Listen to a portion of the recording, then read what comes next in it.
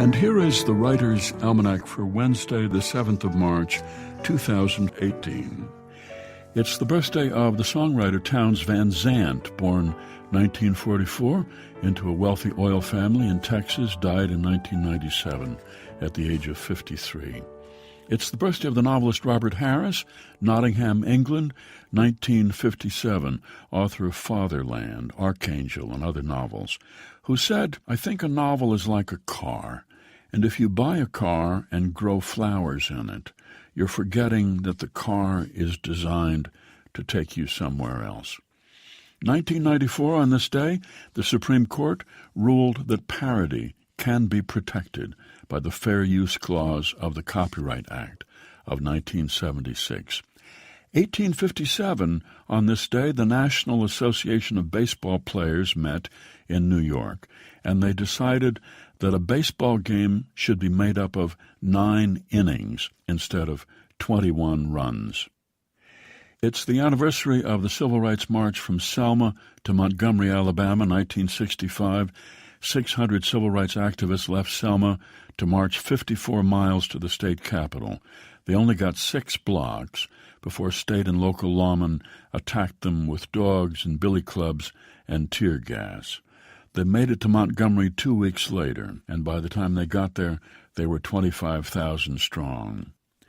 1923, on this day, Robert Frost's poem Stopping by Woods on a Snowy Evening was published, the poem that he called his best bid for remembrance. Frost originally claimed that he wrote it all at once, but an early draft of the poem shows that it was reworked several times.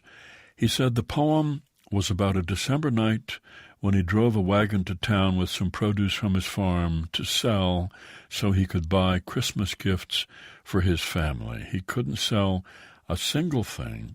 Evening came. It started to snow, and he had to head back home. He was almost home when he was overwhelmed by a feeling of shame, and the horse stopped, and Frost sat in the wagon, and he wept like a baby, he said. Eventually, the horse jingled its bells, and Frost pulled himself together, and he headed back home to his family. Here's a poem for today by Louise Glick entitled The Couple in the Park. A man walks alone in the park, and beside him a woman walks, also alone. How does one know? It is as though a line exists between them, like a line on a playing field. And yet, in a photograph, they might appear a married couple weary of each other and of the many winters they have endured together. At another time, they might be strangers about to meet by accident. She drops her book, stooping to pick it up.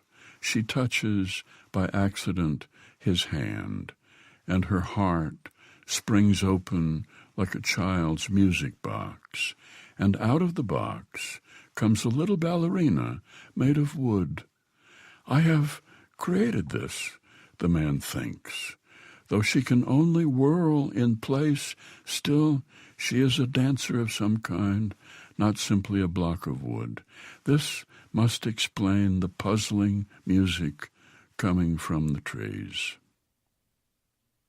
The Couple in the Park by Louise Glick, from her collection Faithful and Virtuous Night, published by Farrar Straus and Giroux, and used by permission here on the Writer's Almanac, supported by the Poetry Foundation, publisher of Poetry Magazine, now available in a digital subscription for iPad and iPhone.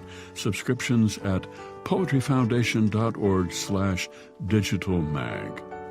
And by Lumosity, introducing a 10-minute fit test to challenge memory, attention, and problem-solving to calculate baseline scores. Learn more at lumosity.com.